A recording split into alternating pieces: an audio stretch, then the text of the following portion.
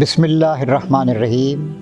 قابل احترام ناظرین، نبی کریم صلی اللہ علیہ وسلم کی بے پناہ محبت کے بارے میں جابر بن عبداللہ کا ایک دوسرا واقعہ آج آپ کی خدمت میں پیش کیا جا رہا ہے۔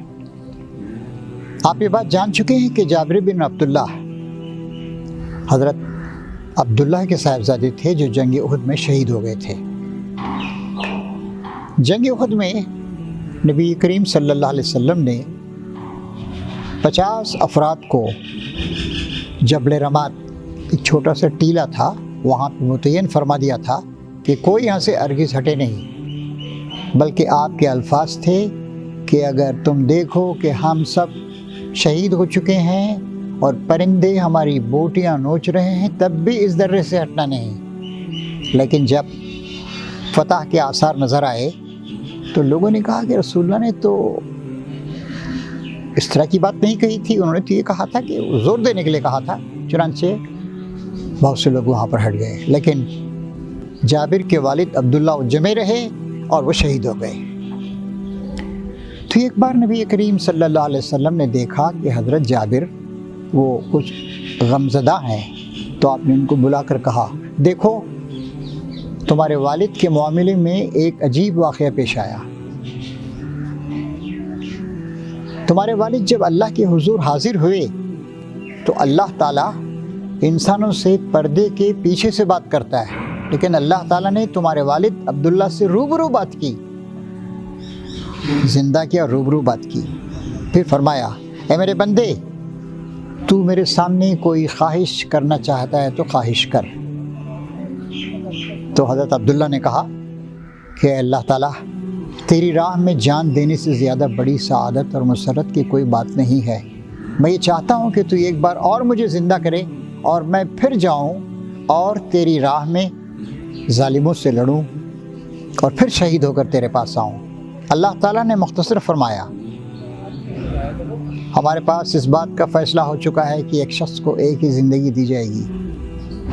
تو انہوں نے سر جھکا دیا، اور بندے کا کام یہی ہے، جب اللہ تعالیٰ کوئی حکم دے دے، کوئی فیصلہ فرما دے یا کوئی اصول بیان کر دے تو بندہ رد و قد نہیں کرتا ہے۔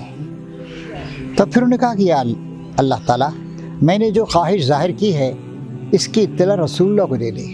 چنانچہ نبی کریم صلی اللہ علیہ وسلم کو یہ اطلاع ملی، اور نبی کریم صلی اللہ علیہ وسلم نے جابر جو غمگین تھے اور مشکلات کا شکار تھے ان کو بلا کر بتایا کہ تمہارے ساتھ ایسا معاملہ پیش آیا۔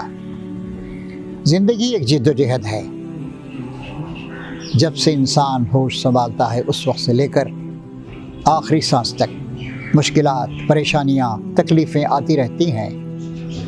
وَلَنَبْلُوَنَّكُمْ بِشَيْءٍ مِّنَ الْخَوْفِ وَالْجُوعِ وَنَقْصٍ مِّنَ الْأَمْوَالِ وَالْأَنفُسِ وَالثَّمَرَاتِ۔ اللہ تعالیٰ کہتا ہے، پیشگی اطلاع دیتا ہے کہ ہم تمہیں ضرور آزمائیں گے، فقر و فاقہ سے آزمائیں گے، خوف سے آزمائیں گے، جان، مال اور آمدنیوں کے نقصان سے آزمائیں گے۔ لوگ تم پہ حملہ ور ہوں گے، بے عزتی کریں گے، برا بھلا کہیں گے، ہر طرح کی غلط فہمیاں پھیلائیں گے۔ ان سب کے باوجود جو آدمی ثابت قدم رہے گا، اللہ تعالیٰ کی مدد اس کو حاصل ہوگی۔ حضرت جابر کے والد عبداللہ، جنہوں نے اپنی جان اللہ تعالیٰ کے لیے قربان کر دی، ان کے ساتھ یہ جو ایک عجیب معاملہ پیش آیا، شفقت کے ساتھ، محبت کے ساتھ نبی کریم صلی اللہ علیہ وسلم نے حضرت جابر کو بلا کر واقعہ سنایا۔ آپ کو اور ہم کو یہ بات یاد رکھنی چاہیے کہ زندگی ایک جہد مسلسل ہے، کنٹینیوس اسٹرگل ہے، بھلائی کے لیے، نیکی کے لیے، اللہ کی عبادت کے لیے، لوگوں کی خدمت کے لیے، محبت کے لیے، لوگوں کے مسائل کو حل کرنے کے لیے۔ یہ بھی یاد رکھیے، اللہ تعالیٰ کہتا ہے، وَهُوَ مَعَكُمْ أَيْنَمَا كُنْتُمْ، تم جہاں کہیں ہوئے اللہ تعالیٰ تمہارے ساتھ۔ اور اس سے بڑی بات کیا ہو سکتی ہے کہ ہم اللہ کے لیے، اللہ کے دین کے لیے، اللہ کی عظمت کے لیے، بندوں کی بھلائی کے لیے، بندوں کی مغفرت کے لیے، بندوں کی زندگی کی کامیابی و کامرانی کے لیے کام کر رہے ہیں، تو اللہ تعالیٰ ہمارے ساتھ، وَهُوَ مَعَكُمْ أَيْنَمَا كُنْتُمْ، تم جہاں کہیں وہ تمہارے ساتھ۔ تو نبی کریم صلی اللہ علیہ وسلم نے ہمارے سامنے یہی نمونہ پیش کیا کہ اللہ کے کام میں لگے رہو، اللہ کے بندوں کی خدمت میں لگے رہو۔ ایک بار آپ نے ارشاد فرمایا کہ جو بندوں کے کام میں لگا ہوا ہے اللہ تعالیٰ اس کی مدد کرنے میں مصروف ہے۔ تو حضرت جابر کا اور ان کے والد عبداللہ کا جو جنگ احد میں شہید ہو گئے تھے واقعہ ہمیں ایک انسپائریشن دیتا ہے، تحریک دیتا ہے کہ ہم اللہ کے لیے کام کریں گے، اللہ کے بندے بنیں گے اور اللہ کے بندوں کی خدمت کریں گے۔ اللہ تعالیٰ آپ کو اور مجھے اس بات کی توفیق عطا فرمائے۔